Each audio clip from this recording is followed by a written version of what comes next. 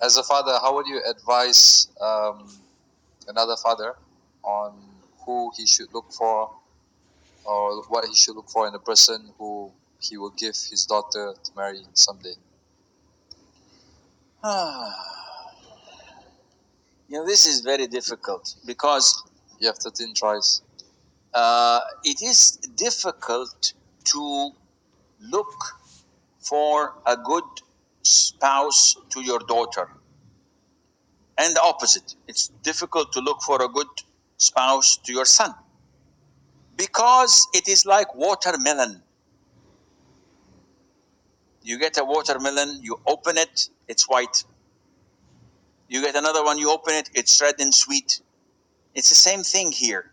Now, with boys, it might be easier. Why? Because the boy will get married.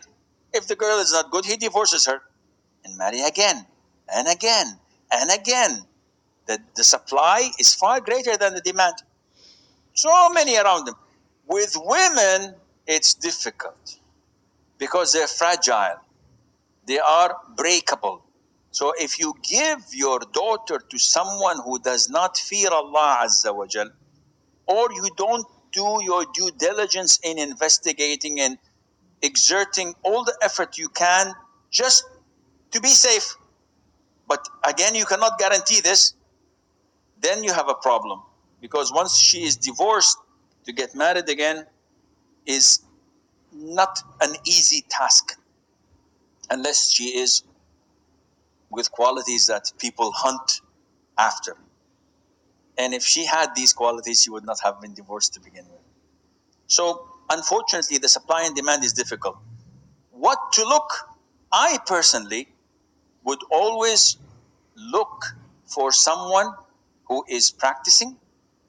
But again, this depends on the level of practicing of my daughter.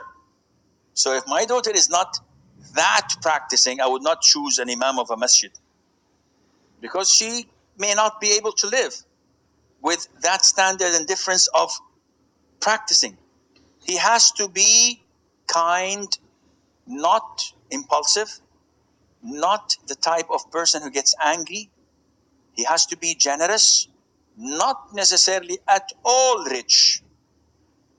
I gave 1, 2, 3 of my daughters to people whose salaries were below 5,000 riyals. Barely enough, which is not a lot in Saudi standard. But because they're, mashallah, righteous, practicing, knowledgeable, kind, I've asked around in their neighborhood, in that workplace, in education-wise, their teachers. The first thing I would ask, how many times do they fight with people, make problems? And all was positive. No, they're nice-hearted, they don't fight, they don't curse. Now, this is a very big, important characteristic in a Muslim. More, to me, important than having a long beard.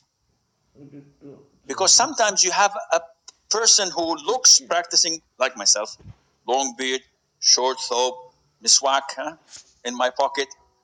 And I think, well, this guy is the best of Muslims. I will accept him. But having the worst of character. I don't want to give my daughter to someone like this who prays night prayer and abuses her and curses her and says bad things to her. No, I don't want my daughter to be married. I'd rather her marrying someone praying on time, not that committed, not that knowledgeable, but gives her a happy life. Of course, if I combine the two, mashallah, it's a win-win situation. But they are as rare as red mercury to find people practicing and with good character and being committed to the sunnah. Very rare. But you will find them if you look, and the topic takes too much time. So let's move on. Sheikh, can